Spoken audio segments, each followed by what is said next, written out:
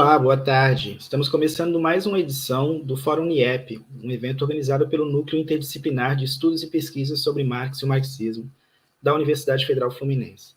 Nessa edição, a gente tem um evento de lançamento do 7º volume da coleção NIEP Marx, da coleção de livros, que tem o título Cultura contra a Barbárie. Eu chamo aqui o José Rodrigues, que vai ser o mediador desse evento de lançamento. Boa tarde, pessoal que está aí ouvindo hoje de tarde, 3 horas do dia 15 de julho, mas a gente vai ficar gravado, Então, boa tarde, bom dia, boa noite, boa madrugada para todo mundo que está assistindo agora ao vivo e que vai assistir no futuro. Muito bom estar aqui. Queria agradecer, em primeiro lugar, à Uniep por organizar o fórum, nos fazer o convite e, obviamente, ter propiciado a publicação dessa obra. Queria agradecer ao Maicon, que está aí comandando a transmissão, junto com a Poliana e a Renata Vereza. Então, agradecer a presença da audiência. Obviamente, sem a audiência não vale a pena estar aqui. E hoje nós vamos lançar o nosso livro, Cultura contra a Barbárie. É um livro composto por... Aí a memória falha, de organizador de livro, de 11 capítulos. Eu queria pedir ao Michael que projetasse, por favor, o sumário da obra. São 11 capítulos, todos, obviamente, tratam de cultura, cada um com a sua especificidade, textos muito interessantes, Os organizadores escolheram autores maravilhosos, alguns deles estão aqui conosco hoje. O primeiro capítulo, escrevemos Kênia, Miranda e eu, e trata sobre as peças didáticas de Bertolt Brecht e como é que a gente vem trabalhando com essas peças didáticas na UF, na Faculdade de Educação, na Universidade Federal Fluminense. Então, é um texto que discute teoricamente um pouco as peças didáticas e fala sobre a nossa experiência pedagógica com essas peças. O segundo texto eu não vou falar muito, porque, afinal de contas, a autora está presente, que é a Bruna Teste, também fala sobre as peças didáticas de Bertolt Brecht e, especificamente, de uma peça maravilhosa, Nosso trabalho também trata dela, que é a peça didática de Baden-Baden sobre o acordo. O terceiro capítulo é de nossa amiga, todos somos amigos, mas da nossa amiga Monique Lima, onde ela trata de uma peça de teatro escrita por Sérgio de Carvalho, mas é uma peça inspirada, que dialoga com uma peça de Augusto Boal. O título do texto é Notas para Cantar a Revolução, aí se trata de a peça. O quarto capítulo, nada eu direi, a não ser que vai ser apresentado aqui pelo nosso amigo querido Gel Brito, da Escola de Teatro Popular, fundador, dirigente, enfim, cheio de qualidade. Mas ele vai falar sobre Boal, Augusto Boal, o gigante Augusto Boal, e o teatro negro, um tema interessantíssimo, como não podia deixar de ser. O quinto capítulo foi escrito por Julian Boal, o nome não é um engano, não cometi um ato falho. Julian Boal, filho do grande Augusto Boal, faz uma crítica, ao próprio teatro do oprimido, mostra as suas contradições. É um texto muito interessante. O sexto capítulo, escrito pelo nosso amigo Roberto de la Santa, e trata de um pensador, de um artista, de um intelectual, de um literato, chamado William Morris. É um texto, uma personalidade interessantíssima. Eu convido muito todos a lerem essa personalidade na pena do nosso amigo Roberto. O sétimo capítulo trata de dois autores assim maravilhosos, maravilhosos. O grande Walter Benjamin, que dispensa apresentações, e Franz Kafka. Bom, não é preciso falar nada sobre Franz Kafka, mas o capítulo 7 do livro, escrito por Rafael Vieira, nosso amigo e colega do NIEP, da UFRJ, trata de como Benjamin lê Franz Kafka e a questão do fascismo. Um tema fundamental, autores fundamentais. O 8º capítulo, nosso amigo Miguel Veda, da Universidade de Buenos Aires, está aqui conosco, é um prazer, né, uma honra. Veda vai tratar de um autor aqui no Brasil não muito conhecido, chamado... Bom, o primeiro nome, Miguel, eu não vou conseguir falar, vou falar o nome de família do autor, Krakauer. Vocês vão ouvir Miguel falar, é sempre um prazer, né, ouvir o Miguel falar. E vai tratar das contribuições de Krakauer e a discussão sobre os romances policiais. Né? Muito interessante como é que os marxistas gostam de romances policiais. Estou chegando ao final, né? O capítulo 9 foi escrito por Alexandre Velden, né? Nosso colega, nosso amigo de teatro, né? Faz teatro com a gente. Daqui a pouco vocês vão ver o rosto do Alexandre. Ele não está no estúdio, mas vocês vão entender mais adiante. E o Alexandre trata do cinema novo, né?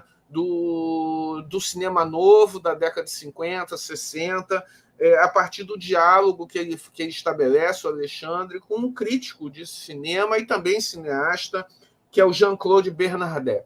Né? É um texto muito interessante, como os demais.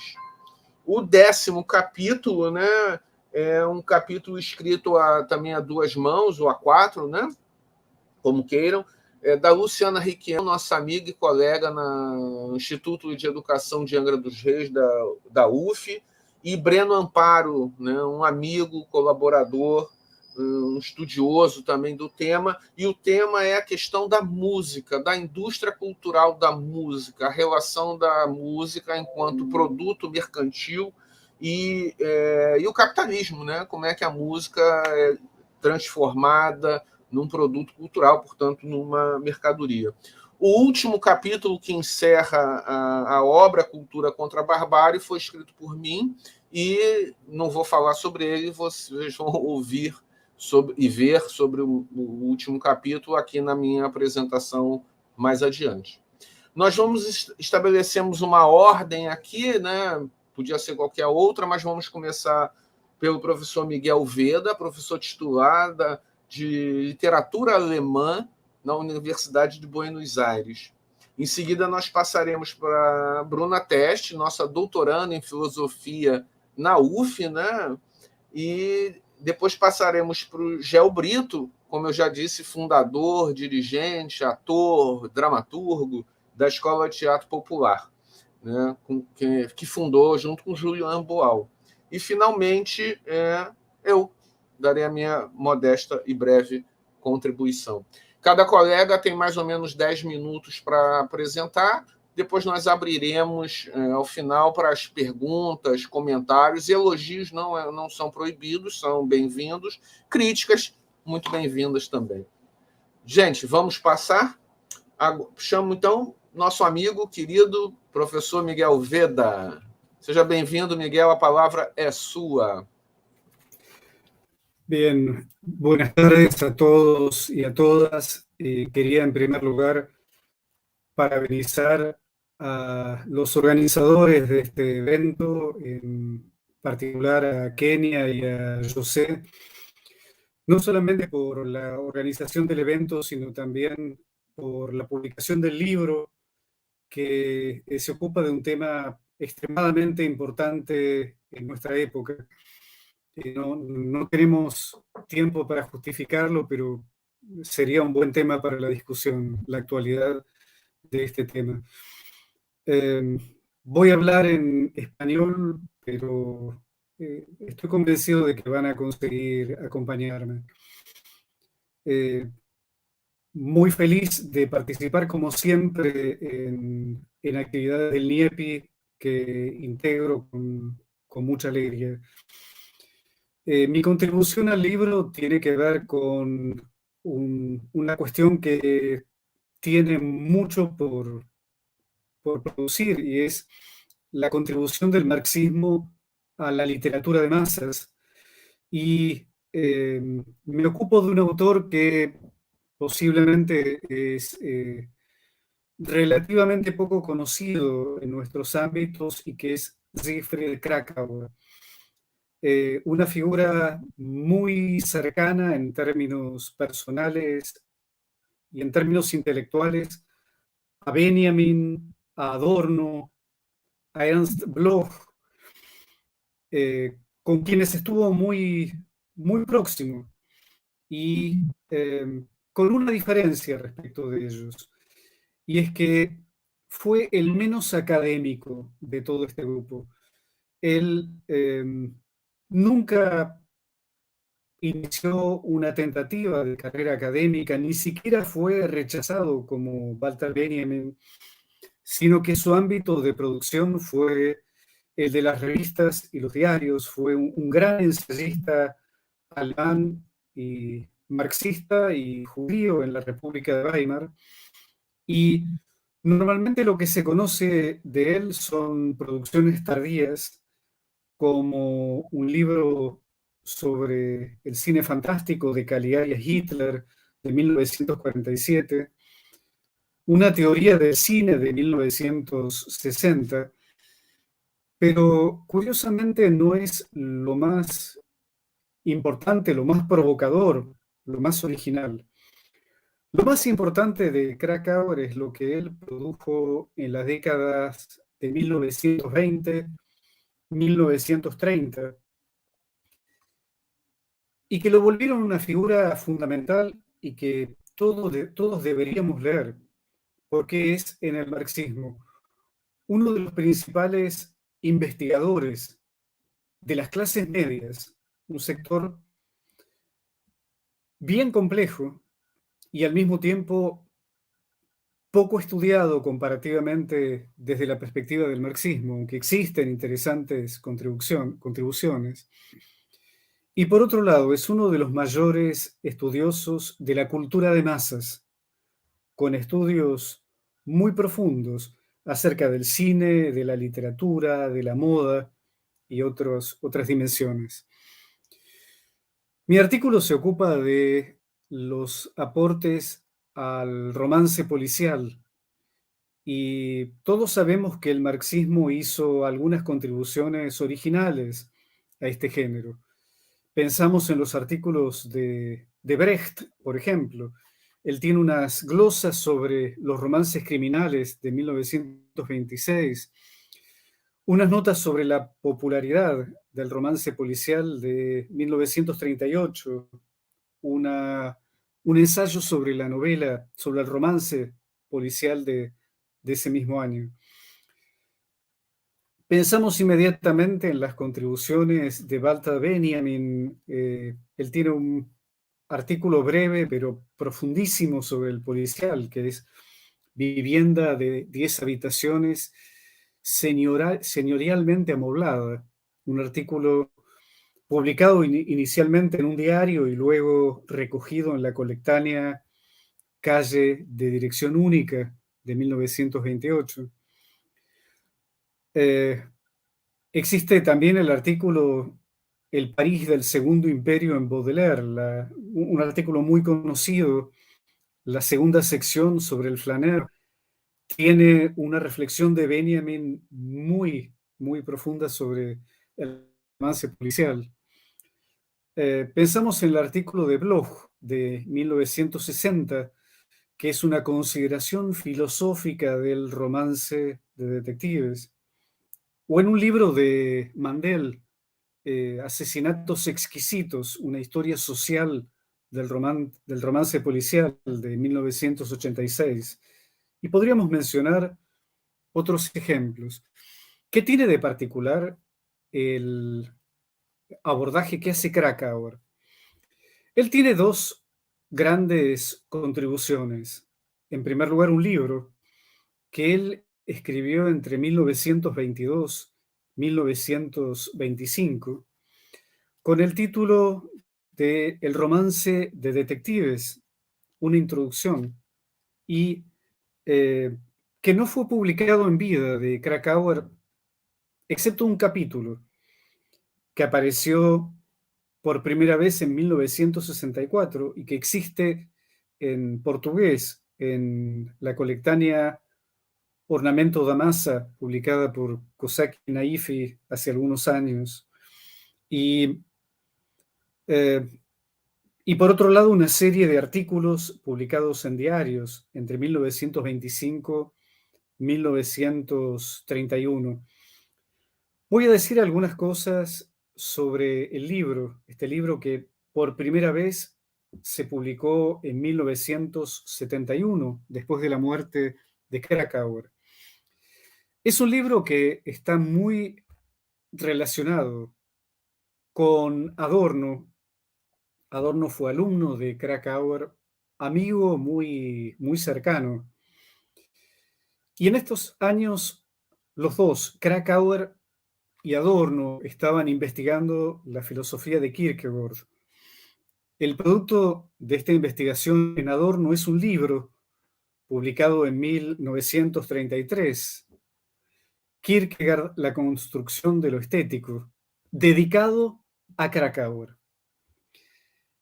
Y de parte de Krakauer, la mayor contribución es el libro sobre el policial, dedicado a Adorno. Es curioso que el producto de una reflexión sobre Kierkegaard sea un libro sobre el policial. Pero esto es bien típico de Krakauer, este cruce de niveles. Unos meses más tarde de terminar este libro, se pone a investigar sobre Marx para escribir un libro acerca de él. Y el resultado es un romance. Es decir, Krakauer permanentemente, como Benjamin, cruza los límites entre géneros, entre campos de investigación. Nadie menos académico que Krakauer en este sentido. ¿Cómo utiliza a Kierkegaard? Él toma algunas ideas, sobre todo la construcción de esferas. El primer capítulo lleva como título Esferas y trata de la distinción entre las comunidades tradicionales precapitalistas y las sociedades capitalistas. Para esto usa una categoría que tiene en su pensamiento una función fundamental y que luego tendrá un papel muy importante en Adorno y Horkheimer, y es la categoría de ratio.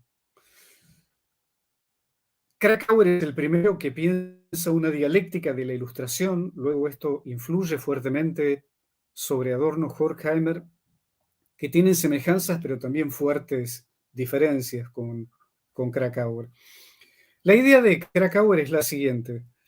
La modernidad tuvo una primera etapa emancipatoria, expansiva, que se proponía emancipar a la humanidad de todas sus limitaciones. Y la categoría fundamental fue la de razón, Vernunft en alemán, la palabra que aparece en los grandes filósofos idealistas, en las dos primeras críticas de Kant, en Hegel, en Marx incluso. Con el desarrollo del capitalismo, ese concepto amplio, la razón como liberación de la humanidad de todos sus límites, se restringió a la ratio, o sea, a la valorización capitalista, de modo tal que el capitalismo no racionalizó demasiado, sino demasiado poco, en un sentido unilateral. Y el producto, o uno de los productos más característicos en términos estéticos de esta racionalización estrecha, es el romance policial, la variante anglosajona creada por Poe, por Agatha Christie, por Chesterton y por otros autores, que tiene como centro un detective que es una máquina de pensar. La idea de Krakauer es que el mundo del romance policial es un mundo vaciado de vida cotidiana, donde la realidad aparece convertida en un problema, en un enigma, perfectamente racional, para lo cual es necesaria esa máquina de pensar, que es el detective. La comparación muy original y que menciono rápidamente que hace Krakauer es entre el mundo de una comunidad precapitalista y el mundo racionalizado en términos de Max Weber y de Marx. del capitalismo. En una comunidad tradicional, el lugar de reunión característico es el templo religioso, el templo, la iglesia, donde la comunidad se reúne para elevarse transitoriamente por encima de las limitaciones de la vida cotidiana. La figura central, emblemática, es el sacerdote que opera esa metamorfosis de la comunidad. En la sociedad moderna, ese lugar es reemplazado por los espacios más impersonales, más anónimos y más colectivos. Y algo que fascina a Krakauer es cómo estos son los lugares fundamentales del romance policial. Estaciones de tren, aeropuertos y en particular los lobbies de los hoteles, escenario al que está dedicado un capítulo del libro de Krakauer. A diferencia de los templos y de las iglesias tradicionales, son lugares de tránsito. Como en una iglesia, en un lobby de un hotel se impone el silencio. Solo que en tanto en una comunidad, en lo que llama Krakauer comunidad existencial, ese silencio está vinculado con la plegaria. Los escenarios de la modernidad capitalista son escenarios de la alienación, donde el individuo anónimo experimenta una realidad mixtificada, fetichizada y absolutamente desprovista de esencia comunitaria. El hombre como átomo despojado de su esencia genérica en términos de Marx. En esa metamorfosis, el lugar que tradicionalmente ocupa un sacerdote, lo ocupa un detective. El detective es un dios secularizado o un sacerdote secularizado que tiene omnisciencia y eventualmente omnipresencia y que actúa como un dios o como un sacerdote. Son emblemáticas las escenas en que el detective de Conan Doyle, Holmes, recibe como en un confesionario a sus clientes con las manos unidas como en una plegaria para absolver al cliente secularmente y resolver el caso. Y se dice frecuentemente en los cuentos de Sherlock Holmes que la calle Baker Street 221B, donde vive Holmes, es el lugar al que recurren las personas buscando ayuda superior cuando ya no hay una solución terrenal. Hay algo de sacerdotal y de monacal en el detective que normalmente es una figura que no tiene familia. El celibato del sacerdote es reemplazado por el celibato del detective, que en ocasiones, como ocurre con el padre Brown de Chesterton, es un sacerdote. Podríamos sacar muchas conclusiones de esto. Subrayo la importancia que tiene esto para toda la cultura de masas, más allá de los límites de la literatura. El entusiasmo que analiza Krakauer de la cultura de masas por héroes carismáticos, lo que muestra un déficit democrático. Cómo el detective es Dios, pero Dios puede ser, en la Argentina desde la cual les hablo, un jugador de fútbol muerto recientemente. O el carisma mítico puede ser asumido popularmente por uno de los niveles de estupidez y de incapacidad más extremos de la humanidad, como ocurre con, ustedes saben, con el mito, ¿sí? En todo caso, este análisis de Krakauer, como los posteriores, son muy provocadores. Merecen ser leídos y merecen aportar elementos para un análisis marxista de la cultura de masas. Muchas gracias por la atención y por la paciencia.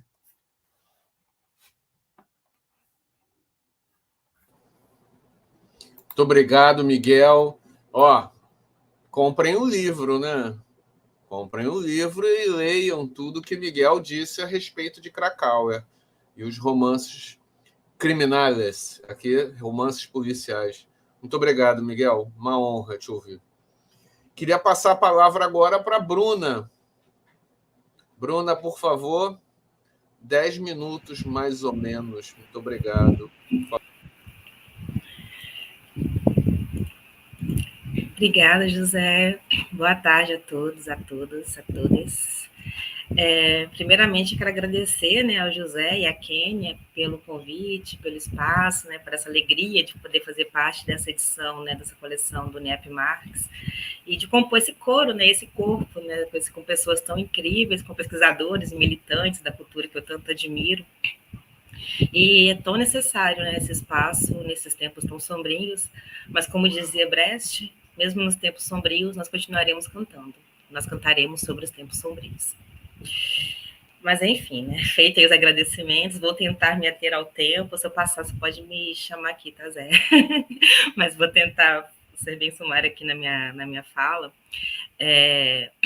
Mas eu quero começar, né, falando um pouco sobre esse artigo que eu escrevi, tive o prazer de tê-lo publicado nessa edição Cultura contra a Barbárie.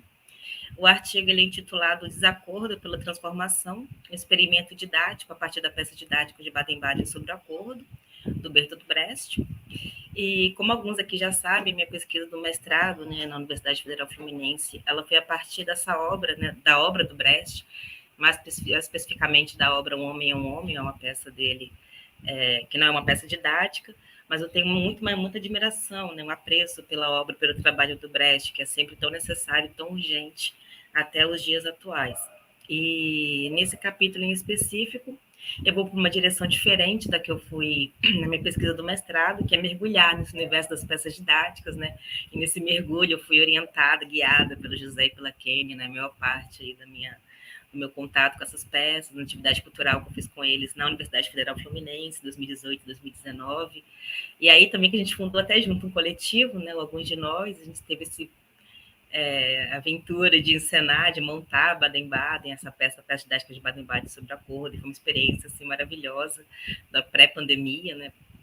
E uma coisa assim que me admira muito no Brecht é esse elogio, né, que ele faz à era científica, ainda que a sua relação com o uso do conhecimento científico e tecnológico seja bem ambivalente, né? No sentido de que o Brecht ele tem uma admiração imensa pela forma pela forma que existe no ser humano, né, por essa potência que existe no próprio ser humano de modificar o seu próprio meio, a sua realidade, né? E um exemplo disso é o entusiasmo, né, que ele tem pelo Galileu Galilei, né, e também pelo Charles Lindbergh, né, que foi o primeiro piloto, o primeiro ser humano a atravessar os ares voando. Aí na cabeça do Brecht foi tipo assim, nossa, esse cara desafiou toda a lógica, né? Assim, como ele construiu uma máquina gigante de aço que voa, isso em 1920, né?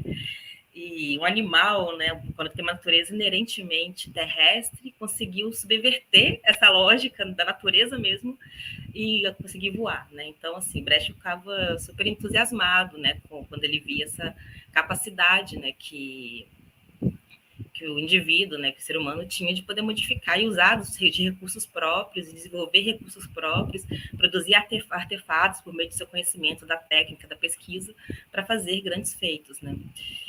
E agora já entrei no artigo, já comecei a falar do Charles Lindbergh, porque o Brecht ele fica tão admirado com essa potência do Charles Lindbergh, né, que ele escreve essa peça que ele denomina inicialmente o voo de Lindbergh.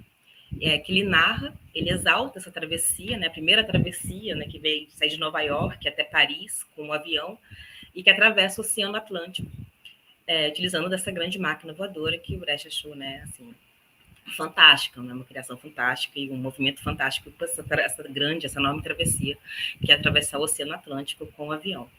E nessa primeira peça, né, no voo de Lindbergh, o Brecht elogia, ele exalta essa jornada heróica, né? Não a jornada do herói, a jornada heróica mesmo, porque esse piloto que atravessa os ares, ele vence a tempestade, a nevasca, o sono.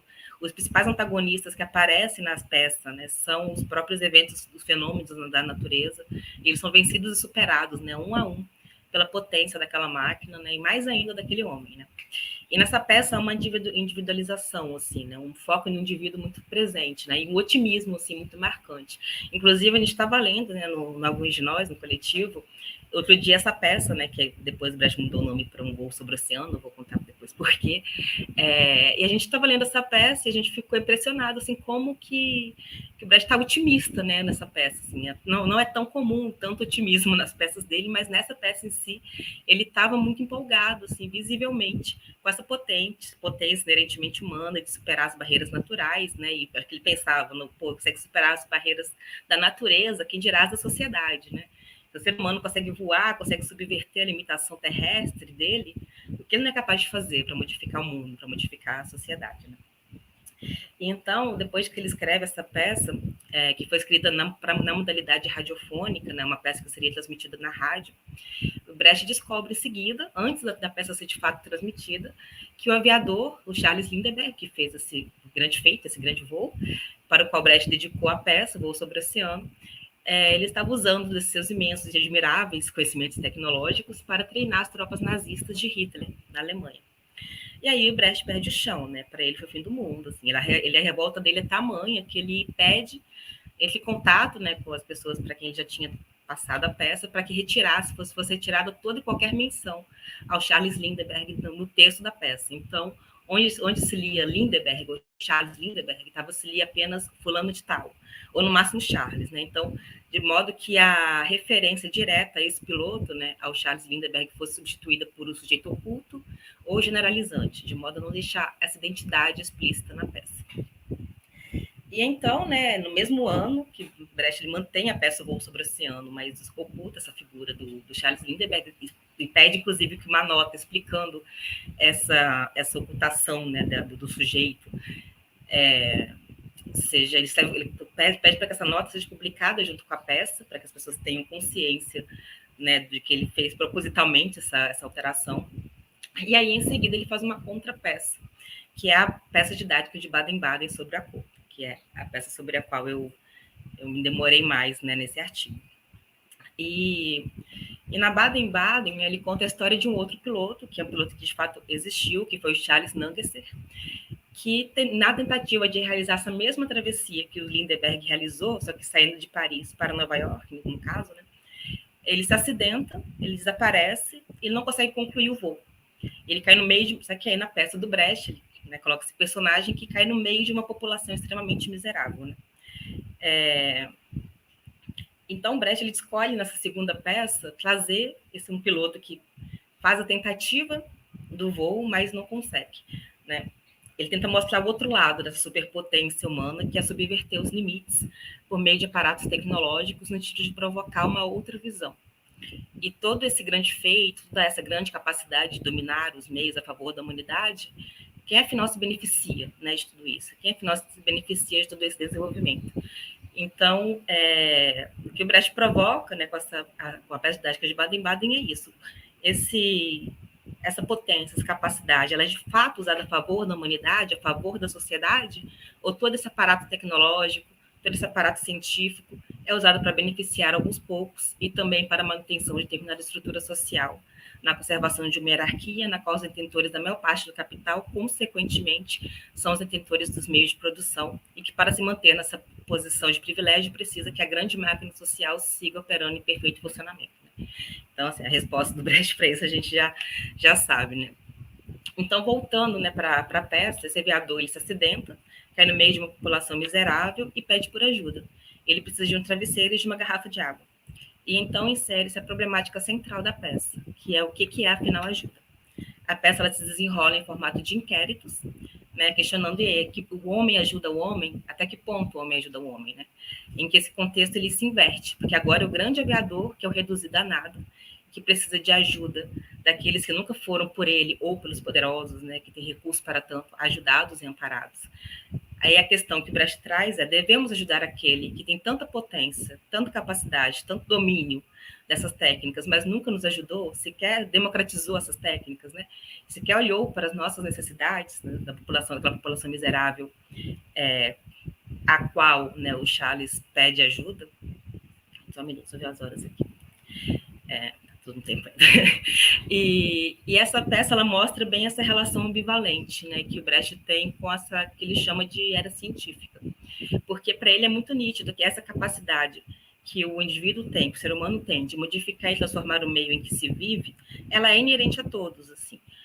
Porém, os meios para que essa transformação se efetive de fato está restrita a alguns poucos, porque é necessário, pela manutenção da lógica do sistema capitalista, que a sociedade funcione assim, que a dinâmica que opere de modo que os indivíduos, os seres humanos, sejam postos em posições subalternas, precisa que essa estrutura seja mantida para que a máquina continue funcionando, né? A grande máquina do capital. O dominador demanda os dominados. E essa é nas relações de opressão que se fabrica os oprimidos. E no sentido de que e grande parte da dramaturgia do Brecht é desenvolvida nesse sentido, né? Também, assim, de que essa potência ela existe no interior, junto com cada indivíduo, mas ela é continuamente subtraída pela dinâmica hegemônica. Ora, né, vou fazer um teatro para a era científica, então, né, um teatro que vai provocar no espectador essa capacidade produtiva que já existe dentro dele e que vai despertar um olhar crítico que ele já possui. Né? Então, o Brecht parte dessa premissa de que todos temos a capacidade, essa potência de modificar o meio, né, a sociedade, mas nós somos colocados à margem, né, para que alguns poucos detenham, né, esses aparatos e usem disso para a manutenção de uma lógica hegemônica. Né? E o Brecht também não chega também como o grande salvador que vai resgatar os oprimidos das teias de opressão que os prendem. Não, ele não chega tanto com essa pegada. Ele propõe que assim, há um teatro, né, o teatro que ele chama de drama burguês, que é aquele teatro que envolve, que promove uma postura contemplativa, e por mais legal que possa ser se distrair de uma realidade tantas vezes cruel, é tão mais importante e urgente que a gente tente intervir nessa realidade, né?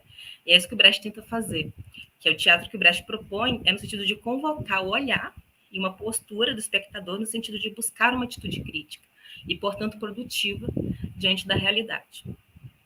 Não vai dar tempo aqui de eu ficar elencando, né, todos os dispositivos do teatro épico, mas quando a gente pega Baden-Baden, por exemplo, há todo o tempo essa convocação, né, operando em cena, e não só pelo texto, apesar do texto ter um tom convocatório muito evidente,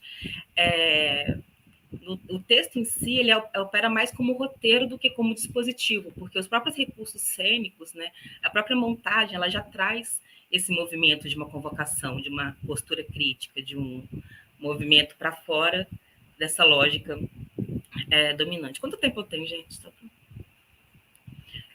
Eu perdi aqui. Vou falando depois um pouquinho, então.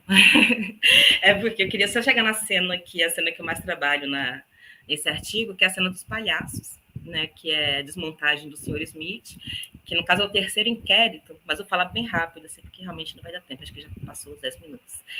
E que essa cena, para mim, ela traz muito dispositivos, né? Ela traz muito desses mecanismos que o Brecht tenta operar a partir desse teatro que faz esse processo de deslocamento do olhar, deslocamento da postura, né? Contemplativa para uma postura produtiva, ativa, né? Crítica. Que essa cena é um palhaço que ele entra com dois colegas, mais outros dois palhaços. O Sr. Smith é um palhaço grande, forte, impotente, né? Tem gente que fica depois, mas ele entra imponente, né? Assim, que ele é descrito assim, na peça, que ele é maior, ele é um palhaço gigante, os outros palhaços são pequenos, e entra acompanhado de mais dois palhaços que ficam bajulando ele ao longo da cena e ficam falando, o Sr. Smith é muito forte, o Sr. Smith é muito poderoso, o Sr. Smith é sempre muito bonito, sempre muito corado, mas o Sr. Smith está doente. Ele começa a sentir dor na perna, sentir dor no braço, e os dois colegas ali tentam ajudá-lo, sugerindo que ele, já que está com dor na perna, vamos então tirar a perna fora. Já que está com dor no braço, vamos então tirar o braço fora. E aí eles vão aos poucos, né, ao longo da cena, não tem como descrever aqui, mas eles vão literalmente desmontando.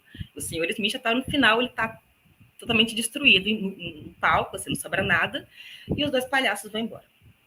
E apesar de parecer meio macabra, né, essa cena, mas como ela é feita como número de palhaçarias, ela fica com um aspecto um pouco mais leve, né, mais digerível em cena, né, e eu acho que a cena ela tem uma carga assim muito interessante para se compreender o teatro épico, o teatro didático também aqui, que é cada retirada do membro ali tem um sentido por trás que não é necessariamente dito, né? Não é mostrado, porque cada retirada de cada membro, cada ato de violência que é camuflado como ajuda ali, porque, eu vou te ajudar, senhor Smith, vou tirar seu braço que está doendo. Deixa eu ajudar, a sua orelha está doendo, vou tirar sua orelha. Deixa eu ajudar a sua perna, e vou subtraindo os membros do senhor Smith ao invés de fornecer uma ajuda, né? De fato efetiva, né? Para a demanda que ele está apresentando ali. Meu tempo está acabando. Então é isso, eu vou só encerrar, então, Vou parar por aqui, já tenho que falar mais ou menos, assim, depois talvez no debate a gente consegue falar um pouco mais, mas eu vou, então, só encerrar com uma frase do Brecht, né, que é do Pequeno Organon sobre o teatro, em que ele fala assim, né, todavia prossigamos, seja de que maneira for, saiamos a campo para a luta, lutemos então. Não vimos já como a crença removeu montanhas? Não basta, então, termos descoberto que alguma coisa está sendo ocultada? Essa cortina que oculta isso e aquilo, é preciso arrancá-la. Então, arranquemos as cortinas. E é isso, gente. Muito obrigada. E obrigada a todos aí que escutaram. Obrigada. Bom, obrigado, Bruna. Eu estou entrando aqui na tela apenas para dar um aviso rápido em relação à técnica. Segundo a gente acompanhou aqui pela internet, o YouTube tem enfrentado uma série de instabilidades hoje, né? E algumas pessoas têm relatado que a transmissão está tendo problemas e está travando.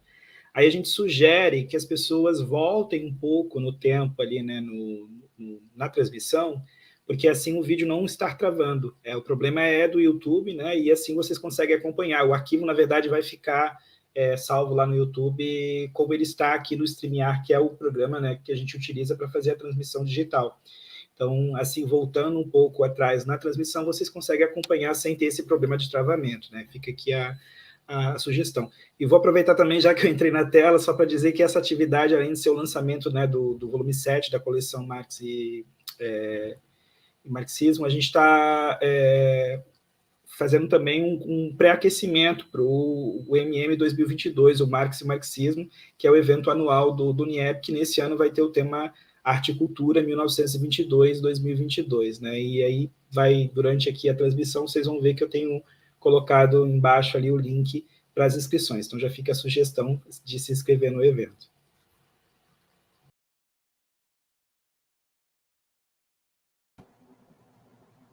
Obrigado, Bruna. A transmissão está travando, mas vai ficar bom no final, gente. O conteúdo é maravilhoso, né? Então vale a pena, vale a pena. Obrigado, Bruna. Queria convidar nosso amigo Gel Brito. Gel. Oi. Seja bem-vindo. Você tem 10 minutos, a gente já combinou o tempo, eu vou te avisando por aqui. Gente, com vocês, nosso amigo Gel Brito. Muito obrigado. Muito obrigado pelo convite, muito obrigado pela honra de ter esse artigo nesse belo livro com muita gente boa, pela Kênia, o Zé, toda a equipe aí. MM 2022, não é chocolate, mas vai ser muito gostoso, espero todos vocês lá. Bom, meu desafio é falar um pouco sobre o meu artigo, né, que é Boal e o Teatro Negro. Né? O que um branco, né, tem a ver com o teatro negro? Né? O pessoal pode estar perguntando isso, ainda mais nos dias de hoje. Todos os debates que a gente tem tido. O Boal sempre foi uma pessoa muito conectada aos oprimidos, né? Boal foi a pessoa que criou o teatro oprimido, né? E ele sempre falou que ele, na verdade, não criou, ele sistematizou várias técnicas de teatro político, de agite-próprio, outras técnicas que já existiam, ele foi sistematizando e criando também coisas novas, obviamente. Quando você pega, você sistematiza e cria coisas novas.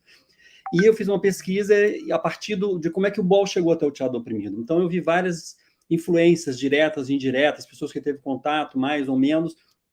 E entre uma delas, que é muito conhecida, é o Nelson Rodrigues, mas tem uma outra que às vezes não é tão conhecida, que é o Abdias do Nascimento. Aí que entra o nosso primeiro contato do Boal com o teatro negro. O Abdias do Nascimento, né, é um multi-homem, era pintor, foi senador da República, dramaturgo, ele tinha muitas atividades. Era um artista e um político, então ele unificava essas duas coisas que o Boal também admirava muito. O Boal costumava brincar que ele era o mais antigo amigo dele, porque eles tinham uma diferença de idade de cerca de 18 anos.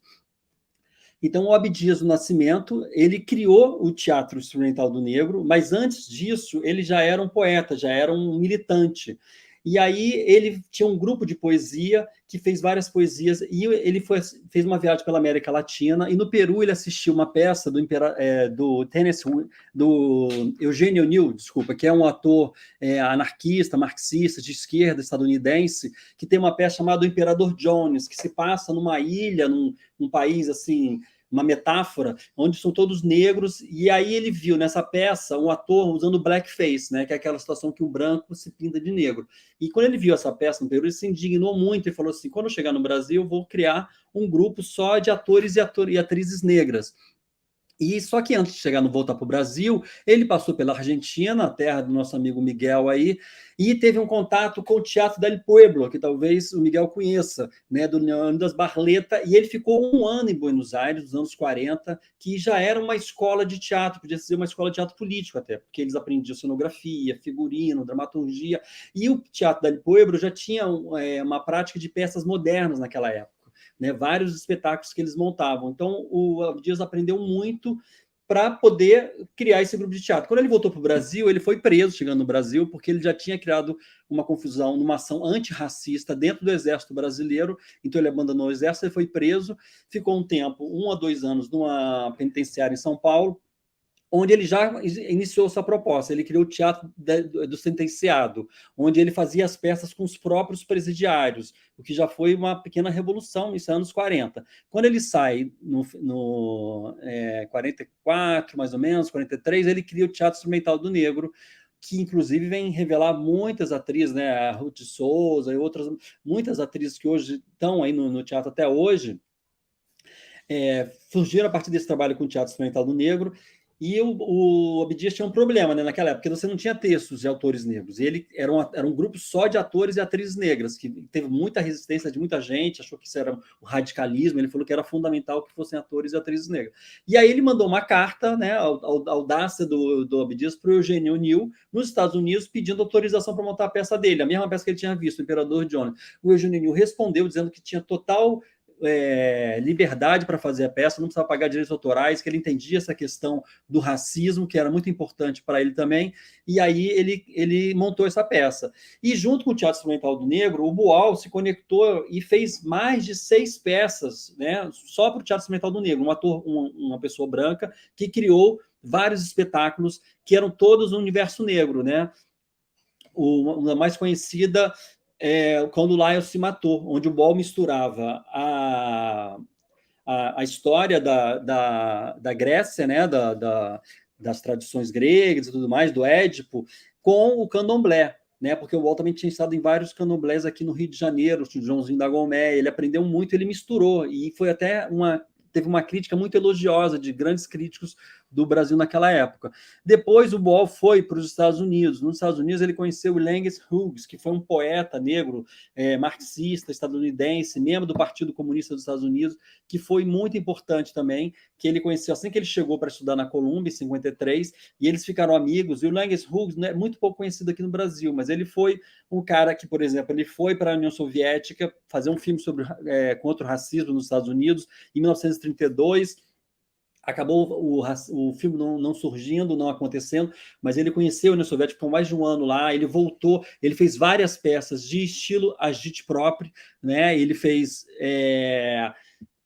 uma peça que é muito conhecida, que é o Scottsboro Limit, que é o limite de Scottsboro, que Scottsboro é o nome de uma cidade onde aconteceu um crime, onde jovens negros foram acusados de estuprar uma mulher negra, uma mulher branca, e foram, obviamente, condenados, né? Como acontece até hoje.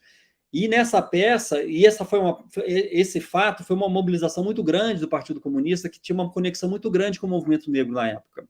E nessa peça, inclusive, ele criou o sistema de rodízio, que é o que o Boal vai desenvolver depois. Isso é a peça de 1931, e o Brecht fez esse sistema de rodízio de personagens com a peça A Decisão em 1930, para você ver como ele estava conectado com a realidade do seu local. Nessa peça é muito interessante que tem um branco que faz vários personagens, né? Faz um guarda, faz um pregador, faz um xerife, faz um juiz, mostrando como o racismo é uma questão estrutural. E nessa peça ele coloca justamente os brancos e os negros conectados, colocando a temática racial e de luta de classes juntas.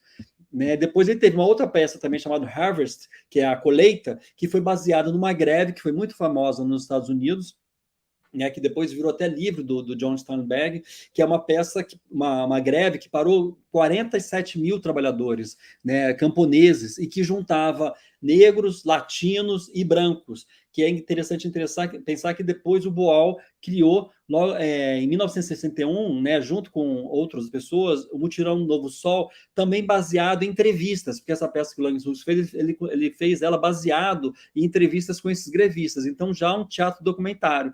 E o Angelo Ardon Jones, que era um militante comunista, que também foi condenado em 1935, porque encontraram literatura comunista, né, junto a ele, porque ele era um grande militante, que também era no estilo teatro documentário, que ele pegou essa história dele e criou a peça. E teve a outra peça, The Organize, que é o organizador, onde ele também conecta a questão da luta racial e dos negros e dos brancos em relação à questão da luta de classe, e onde o Langes usa o jazz, usa o blues, e faz um esquema meio como tem até hoje em algumas igrejas que tem nos Estados Unidos, que eles cantam, canto, resposta e pergunta, né? Então, onde ele prevê, de uma certa forma, uma participação da própria plateia. E eles terminavam com essa peça, tipo assim, lute, organizaremos um sindicato aqui esta noite. Então, tem toda essa conexão que o Boal fez com o Langes Hughes, que ele ficou amigo dele até 1961, que eles trocavam cartas, trocavam peça. Uma coisa que eu gostaria de frisar bem aqui é uma das cartas que o Boal trocou com ele, já quando o Boal estava no Arena, que é sobre a Revolução na América do Sul, né? Que essa é considerada a primeira peça brechtiana do Brasil, né? Que o Boal fez, que é um herói negativo, um herói bem brechtiano. E o Boal escreve uma carta que o Langes Hughes tinha uma peça chamada Simple Reveille, né? Que é simplesmente o paraíso, uma coisa assim. E ele, nessa peça, o Boal, ele faz também várias historinhas, né? Como cenas, uma lógica bem épica, bem brechtiana, né? O Boal até escreve para ele falando assim: eu estou escrevendo uma peça sobre um personagem que é de alguma forma relacionado com o Simpler, porque Simpler é o nome do personagem, né? Quer dizer, uma pessoa simples, né? Que eu acho que tem até uma conexão, poderia ter uma conexão com o Sr. Kenner, do Brecht, que tem aquelas crônicas. E aí o Boal continuou: o ambiente é diferente, os problemas são diferentes, mas eu senti algum tipo de influência muito parecido com ele, que eu acho que essa influência é justamente essa questão épica, né, do personagem, que é um personagem não tem você não tem assim os opressores e tal, você tem esse personagem sempre que vive em diferentes situações, né, um personagem bem chaplinesco, né, como a gente diria. E, por fim, a gente tem o Zumbi dos Palmares, né? Quer dizer, o Boal tem essa conexão toda, e quando o Boal estava com o Langes Hughes, ele ia nos locais, ia no Teatro Apolo, ia isso nos anos 50, quer dizer, isso é pré-movimento de direitos civis que vai explodir, né, final dos anos 50 e 60, para você ver como o Boal já tinha essa conexão toda, e ele dizia que o Langes Hughes chamava ele, tudo. Tá me perguntando se travou? Aqui tá continuando. Parei? Paro? Ok, tá, desculpa. Então, então o Boal ia nesses encontros, nessas várias atividades que existiam, principalmente artísticas, e o Boal, em 1965, né, para finalizar, acho que eu estou acabando meu tempo, ele escreve, junto com o Jean-Francisco Guarnieri, a peça Zumbi, né, que até hoje, se a gente for pensar bem, tem pouquíssimas... 2 minutos, tá ótimo. Tem pouquíssimas obras de arte, né? Se fosse em outro país, você tem, tipo assim, Robin Hood, você quase todo ano tem um filme sobre Robin Hood, né? O Zumbi, inclusive, o Boal escreve no sentido mesmo de demarcar. Não é que o negro contra os brancos, mas é justamente os opressores, quem fez o golpe, contra as pessoas que sofreram o golpe. E é interessante pensar que o Zumbi ele só vai ser considerado um herói nacional, né, uma referência. Ele já era, de certa forma, uma referência, mas ele é oficializado a partir de 1971, o Grupo Palmares em Porto Alegre, mas só em 1978 que ele se torna nacionalmente um símbolo, né, da luta contra o racismo pelo MNU, Movimento Nacional, Movimento Negro Unificado. Então, para a gente ver como o Boal tinha essa conexão grande, tem até hoje, sempre, né, no Teatro do Oprimido, uma das temáticas que muitas vezes aparece, seja onde estiver, você pode ser na Palestina, né, pode ser na Ásia, onde for, a questão racial aparece. Se não é uma questão de negro com branco, né, o branco com certeza é o grande opressor nesse sentido, mas em várias situações, como eu citei, na Palestina a gente tem um trabalho de teatro oprimido muito grande, muito forte, né, e também nos Estados Unidos, na América Latina, E esse debate racial, até hoje, ele é muito, muito presente quando você faz um espetáculo, quando você faz um grupo de teatro oprimido, e é importante a gente pensar que nesses 3 exemplos que eu dei, tanto do Abdias, mesmo o Abdias sendo crítico ao marxismo, porque na época você tinha toda uma crítica ao Partido Comunista que era muito racista, como a gente sabe que muita gente ainda na esquerda tem essa questão, e o Langes-Hux tinha uma conexão com o marxismo, e naquela própria época, para encerrar, o Boal, junto com o Guarnieri, faz essa peça que tem um radicalismo muito forte, inclusive já é uma peça a favor da luta armada, se a gente for ver o texto, ver as músicas, né, a linda música da Maria Bethânia, Tempo de Guerra, ela vai nessa linha. Então, obrigado, tudo de bom para a gente aí. E agora, qualquer coisa, o debate, estamos aí. Apareceu. Olá, boa tarde a todas, todos e todes. Finalmente eu consegui uma conexão estável para participar aqui com vocês. Então, saudar todo mundo que está nos assistindo agora e que vai nos assistir. E falar da satisfação de estar aqui nesse lançamento virtual do nosso livro, agradecendo a equipe do NIEP e toda a equipe aqui do Fórum NIEP também. Por fim, vou apresentar o apresentador, que é o José Rodrigues, professor titular da Faculdade de Educação. José Rodrigues é também membro do NIEP Marx e do coletivo Alguns de Nós. José Rodrigues é autor de um capítulo desse livro em que ele traz uma cena, uma peça de teatro, uma curta peça de teatro, que é uma obra em progresso. Esse capítulo se chama Sonho de Menina. Ele trata dos crimes ambientais recentes no Brasil.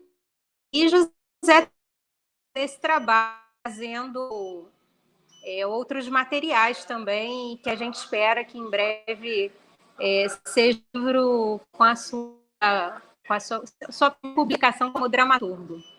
Então, agora eu peço para o Maicon se ele pode colocar um material especial que nós preparamos para esse lançamento.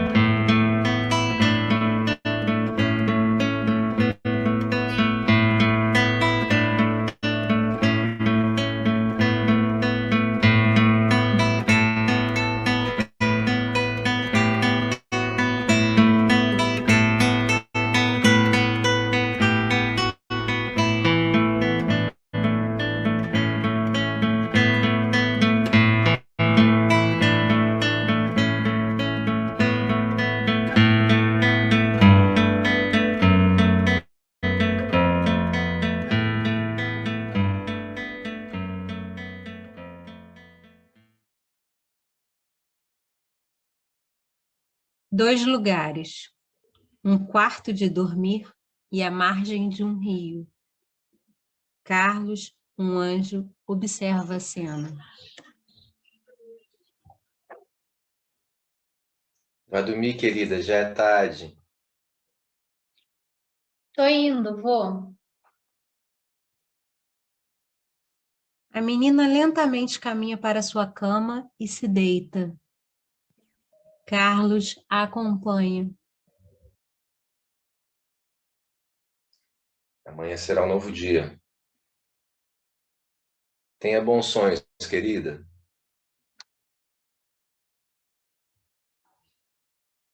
A menina, um tanto triste e angustiada, deita e adormece. Carlos se posta ao lado dela. Dormindo, a menina sorri.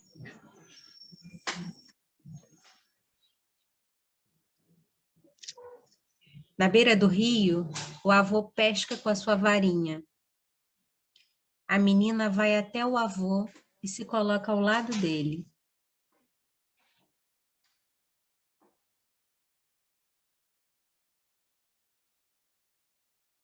Vô, Shhh.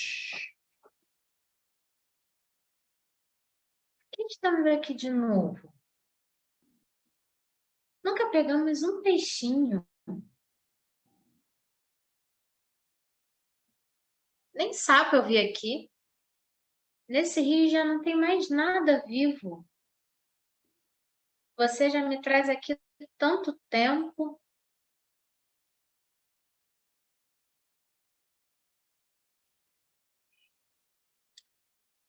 Vô,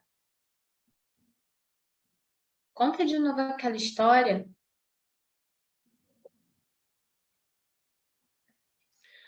Quando você era pequena, aconteceu uma grande catástrofe aqui.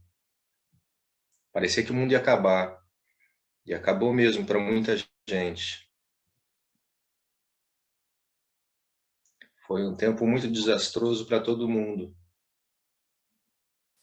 Perdemos na lama tanta gente querida. Eu queria ter conhecido a minha avó. Mas a gente fez tudo novo, né, avó? Agora tem escola bonita, as hortas já estão dando comida pra gente. Os bichos voltaram até pro pasto. Tá tudo verdinho. E as capivaras, vô? Já tá cheio de filhotinho. Eu adoro os capivaras.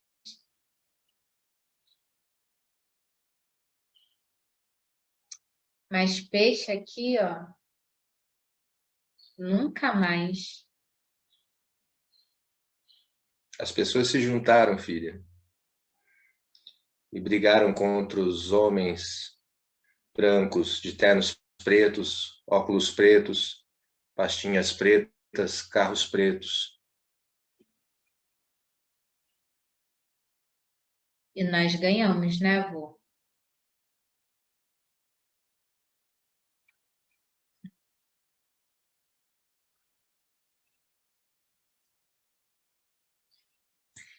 Vatu! Vatu! Olha, um peixe! Um peixe!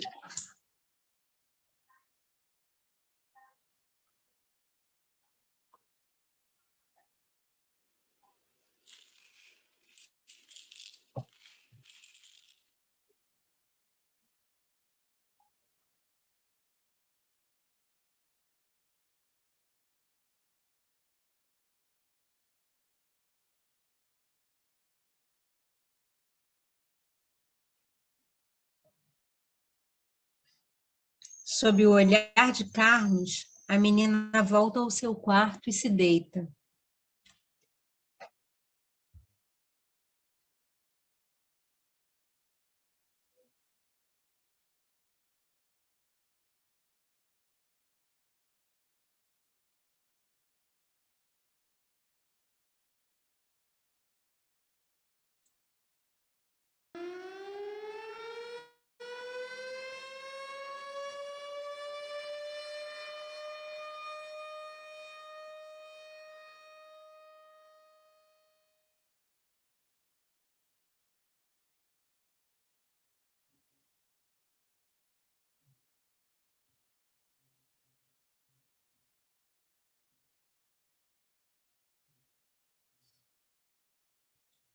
No final da tarde de 5 de novembro de 2015, a noite desabou sobre a localidade de Bento Rodrigues, município de Mariana, estado brasileiro de Minas Gerais, cujo topônimo não é mera coincidência. Rompeu-se a barragem de rejeitos provenientes da mineração de ferro. A barragem era descontrolada pela Samarco Mineração S.A., um empreendimento conjunto das maiores empresas de mineração do mundo. A dita brasileira Vale S.A., um dia Companhia Vale do Rio Doce, e a anglo-australiana BHP Billiton. O rompimento da barragem de Fundão, como era denominada, é considerado o desastre industrial que causou o maior impacto ambiental da história brasileira e o maior do mundo, envolvendo barragens de rejeitos, com um volume total despejado em torno de 62 milhões de metros cúbicos. A lama altamente contaminada por metais pesados e diversas outras substâncias químicas nocivas ao ambiente, isto é, à vida, chegou ao Rio Doce, cuja bacia hidrográfica abrange 230 municípios dos estados brasileiros de Minas Gerais e Espírito Santo, muitos dos quais abastecem sua população com a água do rio. A lama tóxica devastou por onde passou e atingiu o Oceano Atlântico, na costa do Espírito Santo, em 22 de novembro, cerca de 600 quilômetros distante da barragem. 19 pessoas perderam a vida imediatamente na enxurrada de lama tóxica. Os danos à flora e à fauna não puderam ainda ser avaliados devidamente.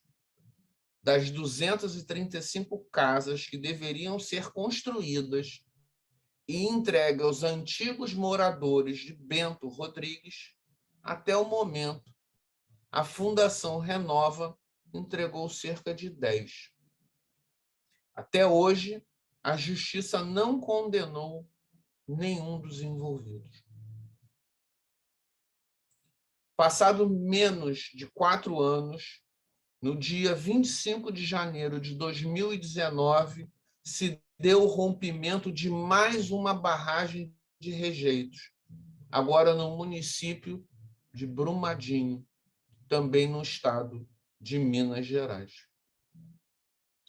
A barragem de rejeitos, denominada de Mina Córrego do Feijão, era descontrolada pela Vale S.A.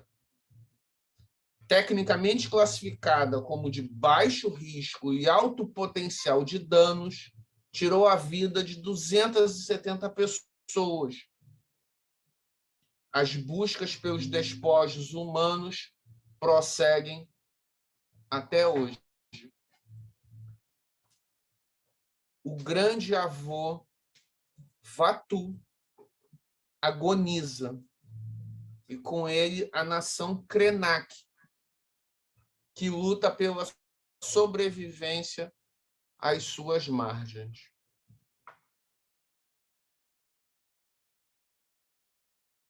Marx havia dito que as revoluções são locomotiva da história mundial. Mas talvez as coisas se apresentem de maneira completamente diferente. É possível que as revoluções sejam o ato pela humanidade que viaja nesse trem de puxar os freios de emergência. Walter Benjamin.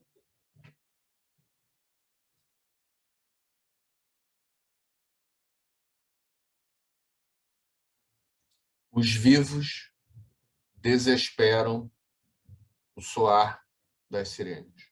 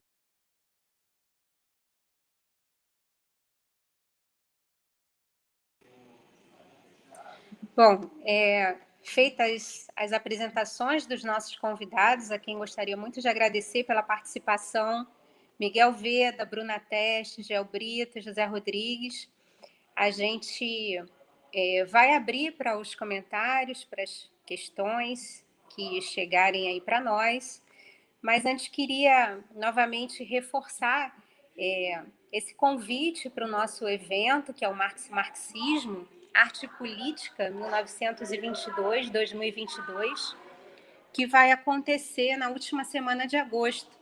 E nele, além das plenárias, será um evento virtual e presencial, com atividades presenciais e virtuais, com plenárias e atividades culturais. Nele nós teremos um mini curso sobre o livro Cultura contra a Barbárie, que vocês poderão conhecer outros capítulos, outros autores, se inscrevendo no nosso evento.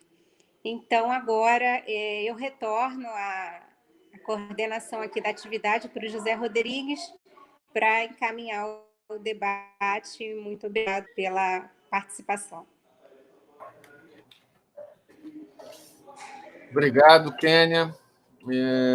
Eu não tenho acesso às perguntas. Maicon, Poliana, Renata, chegaram perguntas, questões para os autores?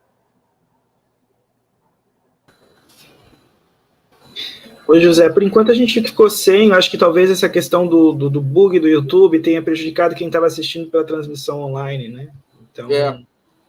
Há vários relatos, né, de dificuldades de Sim. acessar o Exatamente. Vídeo, né?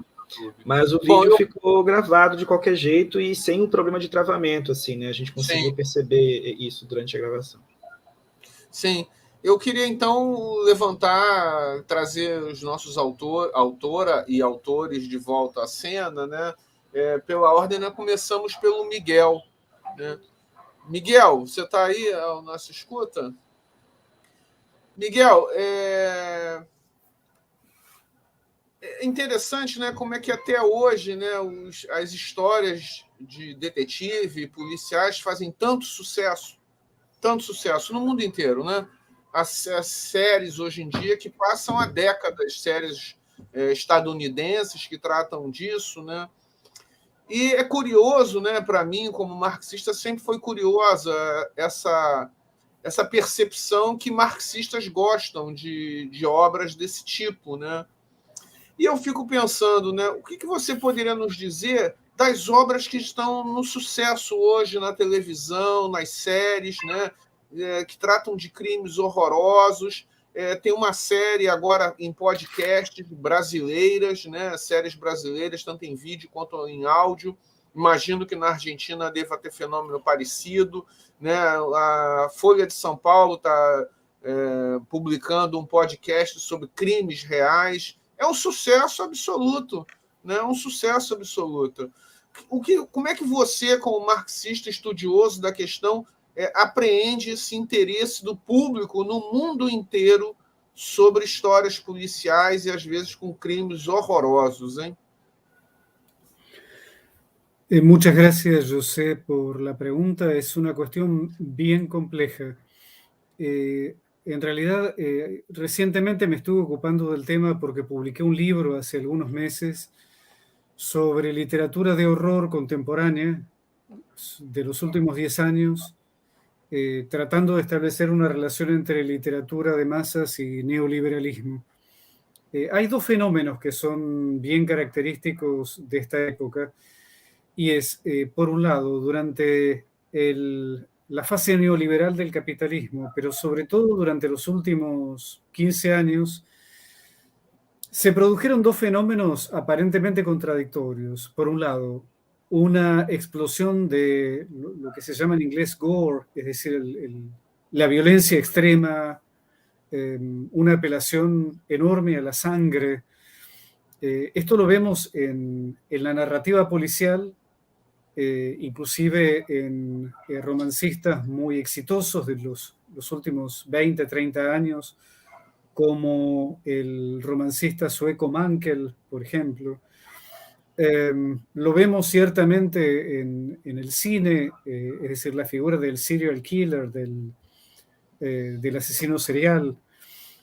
Pero por otro lado, la última los últimos 20, 30 años fueron un periodo en que se trató de humanizar a los monstruos, volviéndolos comprensibles. Lo interesante es que frecuentemente el horror extremo y la humanización del monstruo aparecen en el mismo filme. Y creo que el ejemplo característico es el Joker. Joker trata, por un lado, de tematizar una violencia extrema y por otro lado trata de volver socialmente comprensible a un asesino con una óptica bien característica de los Estados Unidos como deficiencias del estado de bienestar. Al haber dejado el estado de bienestar de difundir sus maravillas, entonces los monstruos quedan sueltos, liberados, y explota la violencia. Estos fenómenos van de la mano de un crecimiento de la cultura de masas que ocupa un lugar que nunca antes se había ocupado en la historia de la modernidad. Es decir, ¿qué ocurría en épocas anteriores? Y uno puede recordar los análisis de Adorno sobre la industria cultural. La industria cultural era un área marginal de la economía capitalista. Lo que ocurre con el neoliberalismo es que deja de ser un área marginal para convertirse en una de las áreas más rentables de la valorización. En ese sentido, es necesario volver culinario, un término bien brechtiano, de diferentes formas, un producto que en la actualidad pertenece al centro de la economía capitalista. Un elemento de interés para un análisis marxista es cómo es posible que el marxismo deje de lado un aspecto tan central de la sociabilidad y de la economía capitalistas contemporáneos como la cultura de masas. Las críticas que se hacían en otra época, injustificadas, pero frecuentes, de que la literatura y el arte no son centrales al marxismo, hoy en día resultan absolutamente anacrónicas. Y dada la centralidad de la industria cultural, es necesario desarrollar una metodología marxista para analizar la cultura de masas. Y en ese sentido, fenómenos como la tematización de la violencia o por qué la violencia resulta tan atractiva y tan rentable como producto, por ejemplo, en las plataformas de entretenimiento online, en los videojuegos para niños, merece un análisis que solamente el marxismo podría aportar. Não sei se dije alguma coisa. Muito obrigado, Miguel. Pedir a Bruna agora para se achegar. Pois é. Bruna, poderia fazer muitas perguntas, né? Mas eu vou fazer uma que talvez você não esteja preparada para responder. Opa. Ou pelo menos não estaria esperando por ela. Bom, a Bruna, como ela disse mesmo, né, na sua dissertação, estudou uma peça de Brecht, né, O Homem é um Homem, e nesse texto que ela apresenta na nossa coletânea, ela tratou da Baden-Baden. E no final da apresentação, Bruna mencionou uma cena, né, um dos inquéritos que estão no interior da peça Baden-Baden. E ela descreveu rapidamente, né, a cena dos palhaços, que é uma das cenas mais fortes da peça.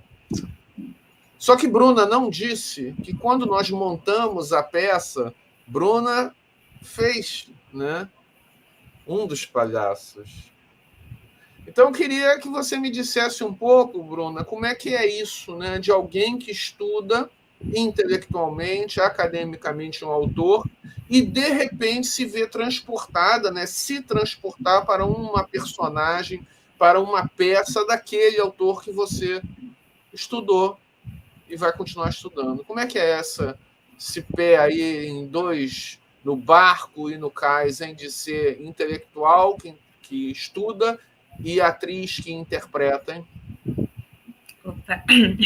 Obrigada aí pela pergunta, Zé, e pela menção aí, né, por trazer essa experiência que foi maravilhosa, interpretar, montar, né, e interpretar Baden-Baden com vocês. Nossa, assim, para mim, foi um divisor de águas, assim, que eu estava realmente assim, imersa na pesquisa, numa parada totalmente acadêmica, não tinha tido tanto contato ainda, né? Fazia muito tempo, na verdade, que não tinha tanto contato com o teatro, fisicamente, com a atuação e tal. E aí a gente entrou na atividade cultural, né, que estava sendo conduzida pela Kênia na época, e aí a gente teve essa... Começamos com umas oficinas e tal, e rolou essa ideia de montar, né, a peça. E, assim, para mim foi quando eu percebi, cara, que eu acho que a atuação e a pesquisa, assim, andando junto, assim, acho que ganha uma outra potência, assim, porque você entender a dificuldade real, né, que é montar aquela cena. Eu lembro que quando a gente estava lendo a peça, a gente se deparou com essa cena dos palhaços, a gente chegou a considerar tirar ela, foi de tão difícil que tirá-la, né, da montagem, tão difícil que seria. A gente ficou quebrando a cabeça, né, José também já estava também já envolvido com a gente nesse projeto, nesse processo, né? Isso foi em 2019. Porque a gente ficou, caramba, como assim? Como é que vai ser montar uma cena em que temos um indivíduo ali em cena sendo desmontado, desmembrado, né? Como é que a gente faz isso? E aí, enfim, a gente ficou batendo a cabeça, assim, junto. Eu lembro que foram vários encontros até a gente conseguir encontrar, né, esse dispositivo a gente usou um boneco na cena, né, para fazer o palhaço, assim, era uma atriz também, né, fazendo o Sr. Smith, e ela vestia um boneco, então a gente ia tirando as peças do boneco, né, e eu acho que para mim, assim, foi um divisor, assim, até para a própria pesquisa, porque até então eu estava, acho que, num lugar muito acadêmico, e aí quando a gente montou a Baden-Baden, e aí rolou, a gente montou inclusive no evento, né, do Marx e Marxismo em 2019, que teve na UF, e depois, no mesmo ano, a gente montou no CTO, foi quando eu conheci também o Gé, o Julian, e comecei a estreitar também minha relação com a Escola de Teatro Popular, que hoje eu também tenho essa proximidade com eles, e a gente tem um coletivo também, alguns de nós, e eu falo, gente, hoje eu me considero atriz, coisa que há 2, 3 anos atrás eu não me via, eu me via como pesquisadora, né, agora eu já consigo me ver em cena, assim, e quando a gente está escrevendo, lendo sobre, já começa a pensar, nossa, como é que eu montaria essa cena? Como é que eu usaria esse dispositivo hoje, né? Porque, ainda mais quando a gente vai montar o Brecht, né? Porque o Brecht, ele tinha muito marcado isso nos escritos dele, de que ele não tinha intenção de criar um modelo fechado, um modelo a ser perpetuado. Por isso que ele até muda depois, no final da vida dele, né? Do teatro épico para teatro dialético, né? Porque aquilo que ele estava se propondo, apesar de que assim, é importante o modelo, mas um modelo que possa ser manejável, né? Que as técnicas, talvez, que ele usou de determinada forma na Alemanha de 1920 não vai caber da mesma forma no Brasil de 2022, né? A gente teria que pegar, talvez, a raiz do pensamento por trás daquela técnica, né? Assim, como que qual foi a demanda histórica, contextual, política daquele momento que fez com que aquela técnica fosse importante? Quais as demandas, né, históricas, políticas que o nosso contexto gera para que a gente pense outras formas de operar esses dispositivos, outras formas de montar o Brecht, né? Apesar de ser tão importante montar, continuar montando, continuar pensando, mas pensar de forma dialética, né? Então, é sempre muito... Então, às vezes, hoje eu pego uma peça, sei lá, no outro dia eu estava lendo A Mãe, né? Peguei para reler algumas peças didáticas dele, eu estava pensando, gente, como é que eu montaria essa cena hoje, né? Assim, como é que a gente faria isso? Então, acho que dá é um desafio, né, cara? Porque a gente fica com essa visão, assim, de tentar sempre pensar como que faria, mas também achei que foi enriquecedor. Para mim, foi divisor de águas na minha pesquisa, inclusive. Assim, eu acho que para o doutorado eu estou me vendo talvez muito mais como uma atriz pesquisando do que uma acadêmica mesmo, assim. E, enfim, foi incrível, foi uma experiência maravilhosa montar a Baden-Baden com vocês. Estou com saudade, quero vamos montar mais coisas aí. Obrigado, Bruna. Obrigado. Sabia que você ia sair bem. Obrigada a vocês. Queria chamar o Gel, né? Mas antes do Gel entrar, queria fazer a propaganda, né? Reforçar a propaganda que a Kênia lançou, né? Durante o evento Marx e Marxismo 2022, Arte e Política, nós teremos atividades culturais e teremos minicursos, como fazemos habitualmente. Nesse minicurso, trata da discussão Cultura contra a Barbárie, que é o tema dessa nossa publicação, e esse minicurso será ministrado por Luciana Requião, a quem eu não agradeci, agradeço aqui, né, não só pela participação no livro, mas por ter cedido as canções da cena que vocês viram, né, do filme que nós produzimos, que são os estudos canção, número 2 e número 4. Mas o minicurso será conduzido pela Luciana Requião, pelo Bruno Amparo, que juntos escreveram um dos capítulos do livro. Será conduzido pelo Gel, que estou esperando ele entrar aqui em cena, não sei se ele caiu, mas o Gel Brito também vai estar nesse minicurso. E o Alexandre Velden. Oi, Gel. Maicon, por favor, coloque o Gel. Então, o Alexandre Velden também vai participar desse minicurso. O dia do minicurso eu não me lembro, mas está no cartaz do evento, vocês podem acessar.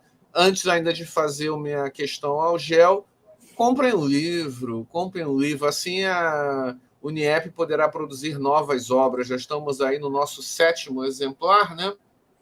E 7º volume da coleção. Esperamos continuar, né, para muito tempo, por muito tempo, publicando nossos volumes.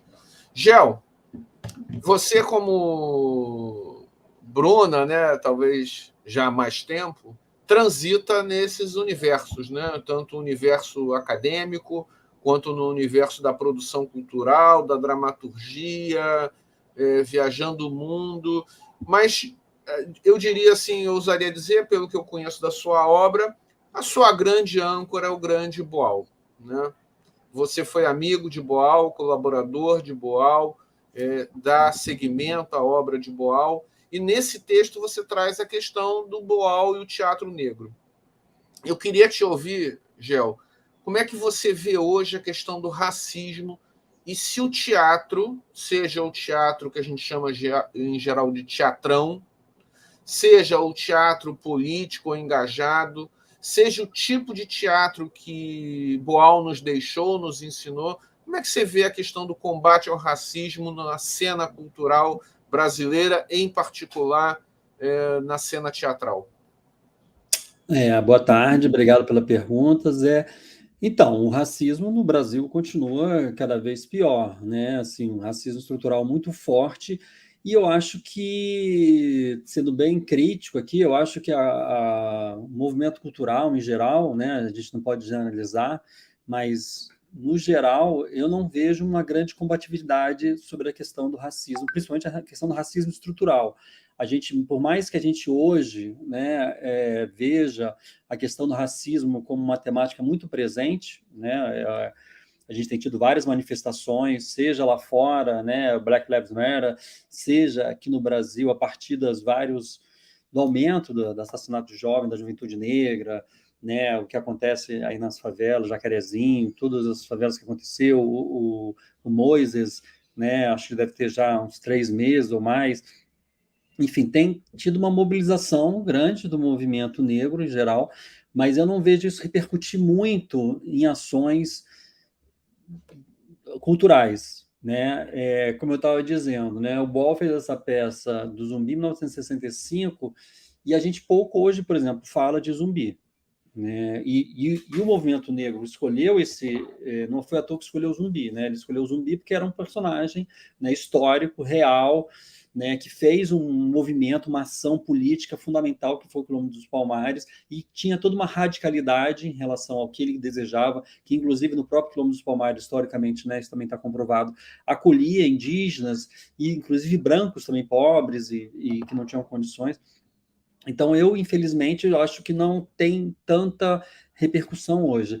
A gente pode até ver algumas ações, né, tipo assim, tem alguns grupos, né, aqui grupos de comunidade mesmo, que não são muito conhecidos, né, a Companhia Marginal, por exemplo, assim, que até faz parte do Complexo da Maré, vários outros grupos, fazendo alguma produção, fazendo alguma relação em relação a isso. A própria Escola de Teatro Popular tenta incorporar isso nos grupos que ela tem, mas eu acho que isso ainda é muito pequeno, é muito...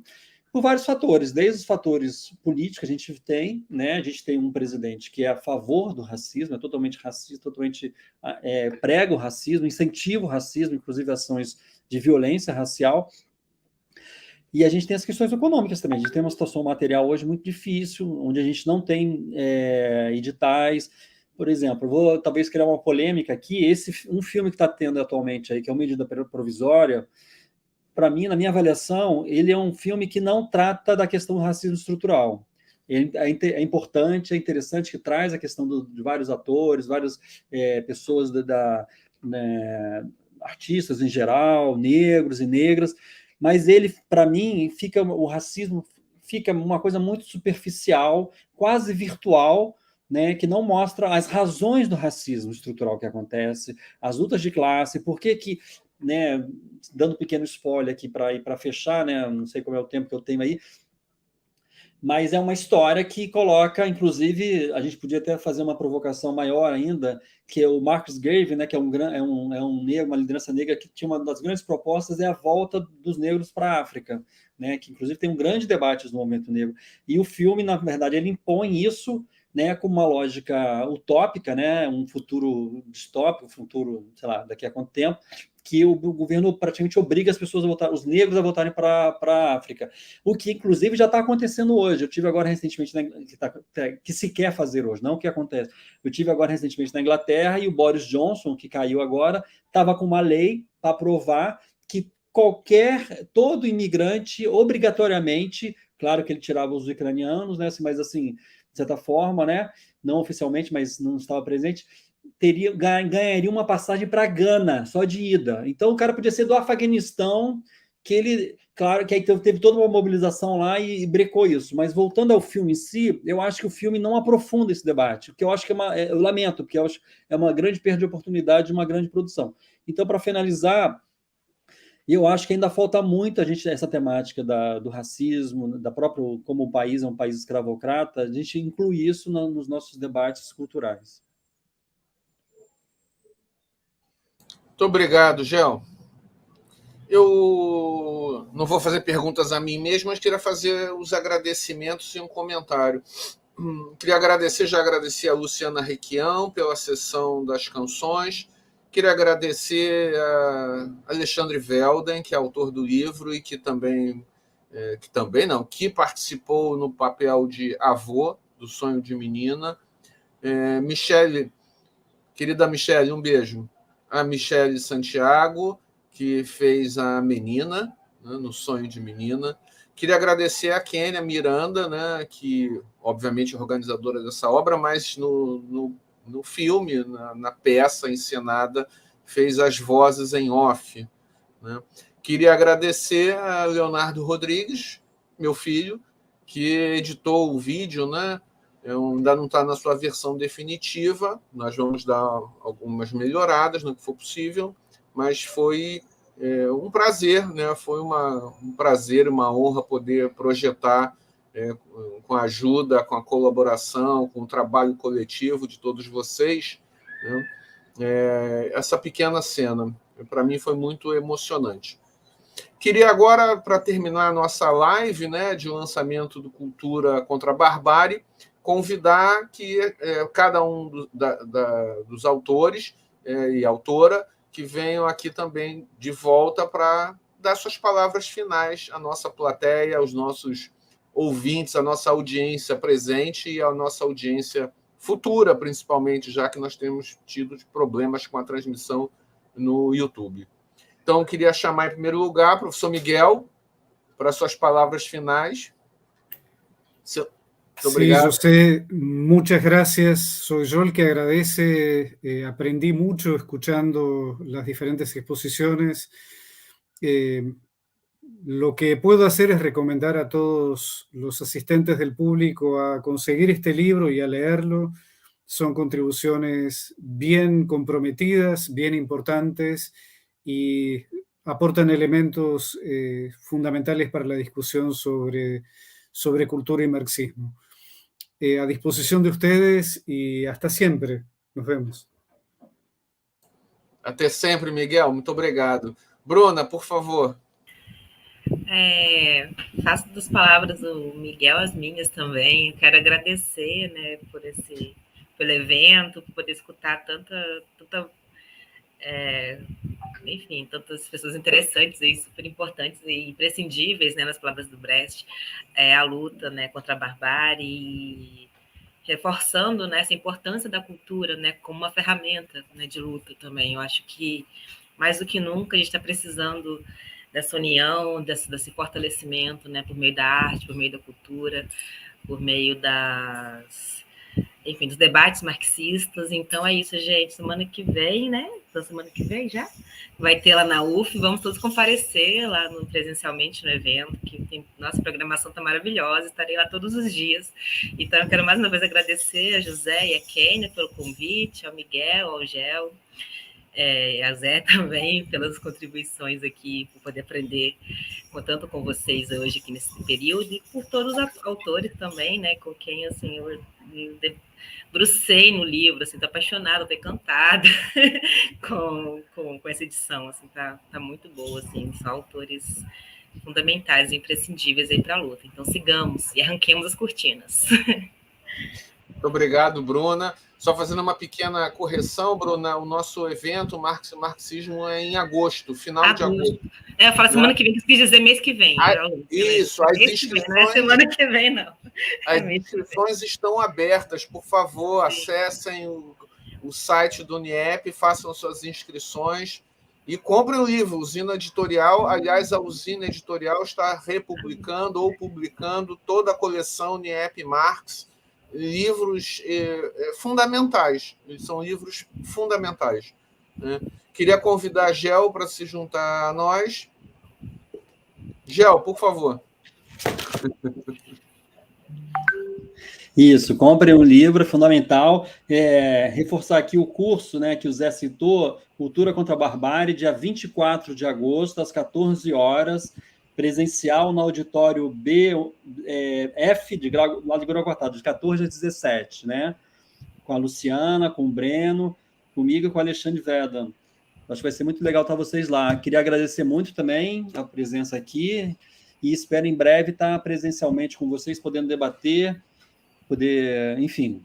É sempre bom ouvir diferentes perspectivas, diferentes temáticas, mesmo dentro da área da cultura, mas você só acrescenta, né? Por mais que você trabalhe só com teatro, você ouve alguém falando sobre cinema, alguém sobre música, isso vai complementando o seu conhecimento. Acho fundamental. Parabéns, principalmente nessa perspectiva marxista, que é algo que a gente está fazendo muita falta hoje em dia. Isso, né? Eu não disse, mas acho que o Gel lembrou, e acho que vale a pena marcar, né? É óbvio, mas é necessário marcar, né, Gel? O UNIEP Marx, como o próprio nome diz, é um centro de estudos e divulgação do pensamento de Marx e o marxismo em todas as suas correntes, não há nenhum tipo de censura dentro do marxismo, nós somos abertos a todas as correntes, e este livro reúne, como o Gel disse, perspectivas sobre objetos culturais diferentes e com perspectivas diferentes, embora todos dentro do grande campo do marxismo. Mais uma vez, eu queria agradecer a Kênia, que esteve aqui conosco por alguns minutos. Ela está com problema na conexão, então não conseguiu retornar. Eu queria agradecer ao Miguel, à Bruna, ao Gel, às pessoas, todos os autores do livro Cultura contra a Barbárie, né? Eu já mencionei vários, vou mencionar Monique Lima, que não falei dela recentemente, né, sobre a peça da Companhia do Latão, o trabalho do Roberto de la Santa sobre o William Morris, não sei se eu estou esquecendo de alguém, do Rafael Vieira, né, sobre a leitura de Walter Benjamin sobre a obra de Franz Kafka. Para terminar, agradecer ao UNIEP Marx por ter proporcionado essa publicação. O coletivo é que publica, o coletivo é que avalia, o coletivo é que nos apoia a colocar esse material, assim como todos os outros volumes da coleção, à disposição do público. Queria agradecer também a organização desse Fórum UNIEP Marx, aqui nas pessoas do Michael, da Poliana e da Renata. Muito obrigado pela atenção. Divulguem as publicações, os vídeos, os materiais do UNIEP Marx, se juntem a essa luta cultural contra a barbárie. Muito obrigado, gente. Até a próxima.